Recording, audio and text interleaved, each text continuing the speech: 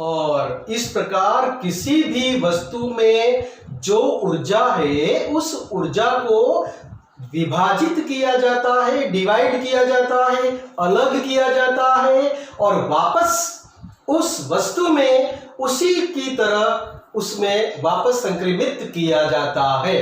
वह बात प्रोफेसर रामिस ने माधवन से कही और इस प्रकार उस समय यह सब बातें सुनकर माधवन चकित रह गया, पत्थर की मूर्ति की तरह खड़ा रहा। प्रोफेसर की बात सुनकर माधवन सम्मोहन की अवस्था में आ गया। किसी ने सम्मोह कर दिया हो, यानी कि स्टैच्यू ऐसा कहते हैं आप लोग, उसी प्रकार वो स्टैच्यू की तरह खड़ा रह गया। एक क्षण के लिए वह कुछ ही नहीं बोल पाया कि प्रोफेसर के इस लेक्चर को सुनने के बाद यह प्रसन्नता व्यक्त करे या शंका। और प्रोफेसर रामिस की बात पर यह विश्वास करे कि न विश्वास करे, इस पर वह सोच में पड़ गया, शक करे, शंका करे या प्रसन्न हो जाए। कुछ कह नहीं पा रहा, अपने आप को संभल नहीं पा रहा।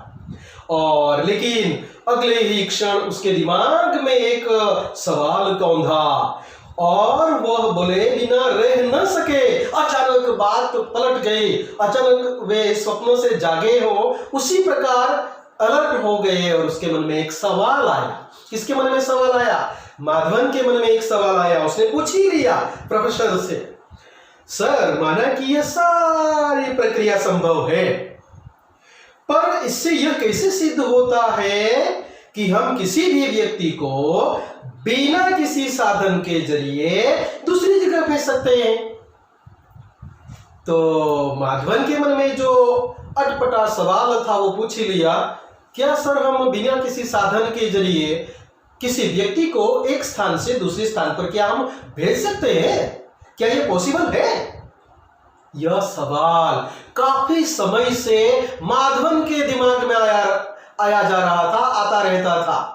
आ गया और सवाल पूछ ही लिया इसके बाद और जवाब भी मिल गया।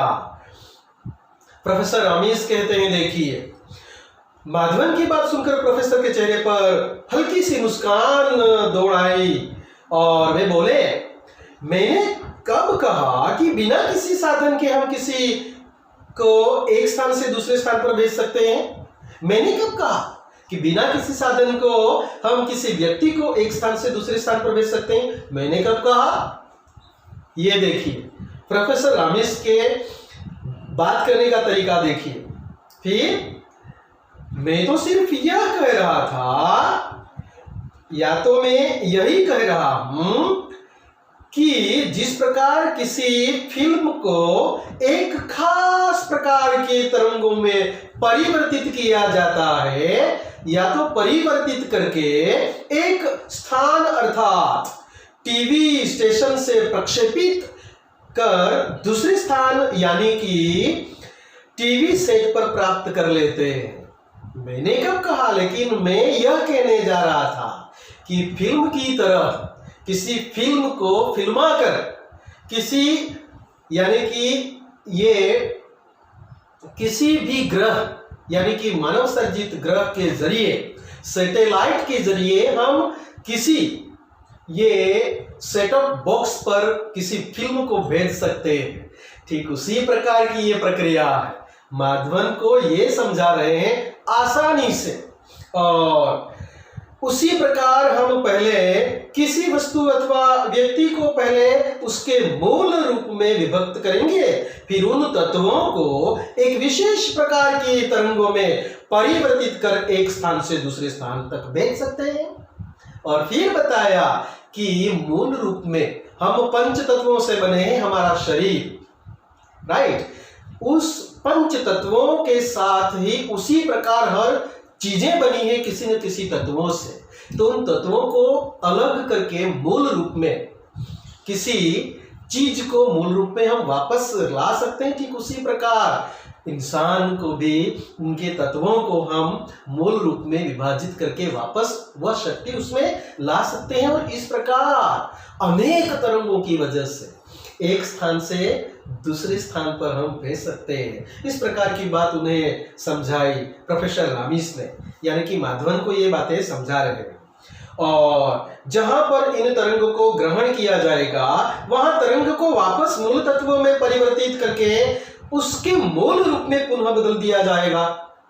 और यह बात बताई प्रोफेसर रामिस ने कि जिस प्रकार किसी वस्तु से उसके रूप को यानी कि उसके मूल तत्वों को अलग करेंगे, फिर परिवर्तित करके उसमें मूल तत्व ला देंगे और वापस उसका मूल रूप बनेगा, ठीक उसी प्रकार इलेक्ट्रॉन, प्रोटॉन, न्यूट्रॉन सभी तरंगों की वजह से इंसान के भी तत्वों को हम अलग करेंगे और वापस मूल तत्व में उसे विभाजित कर देंगे, विभाजित करके परिवर्तित कर देंगे मूल तत्व में, और इंसान फिर उसी रूप में आ जाएगा। और इस प्रकार माधवन को प्रोफेसर रामिस ने बेहतरीन तरीके से उदाहरण देकर समझाया, तो उसे आसानी से समझ में बात आ गई। और तभी अचानक माधवन की तंद्रा भंग हो गई और अचानक जिस ख्याल में वो डूबा था वह ख्याल अचानक ख्याल से जागा।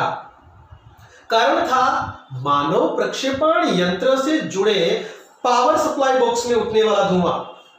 और मानव प्रक्षेपण जो यंत्र था, जो जिस बॉक्स में, जिस कैबिन में रखा गया था, वहां से अचानक ही ब्लास्ट जैसा कुछ हुआ, आवाज आई और फिर अचानक तंद्रा यानी कि ध्यान भंग हो गया और धुआं निकलने लगा उस बॉक्स से जहां मानव प्रक्षेपण यंत्र रखा गया था। वहां यह देखकर माधवन हक्का बक्का रह गया, अचानक वो चकित रह गया।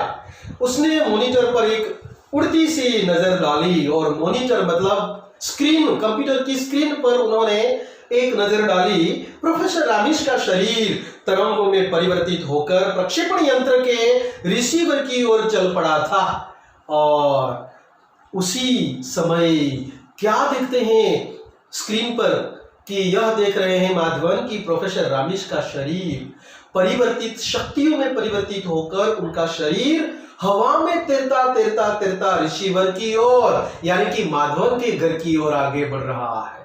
जहां 500 मीटर दूरी पर माधवन का स्थान था, घर था। कमांड वहां दिया था प्रोफेसर रामिस ने और उसका पूरा संचालन माधवन कर रहे थे, लेकिन यह ऑटोमेटिक हो रहा है। यह बात माधवन को तब पता चला जब ब्लास्ट कुछ हुआ, धुआं निकल रहा था और धुआं निकलने के बाद प्रोफेसर रामिस का शरीर उड़ रहा था, तब उसे पता चला।